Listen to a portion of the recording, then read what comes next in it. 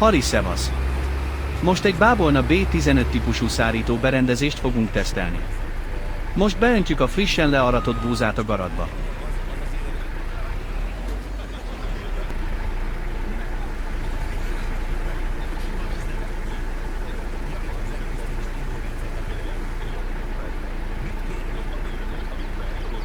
Majd itt fent az emeleten a konténer irodába a műszert beüzemeljük, hogy a garatból felkerüljön a toronyba a mag, és szárításnak induljon. Most kitisztította a magot a berendezés, mehet is az IFA platójába.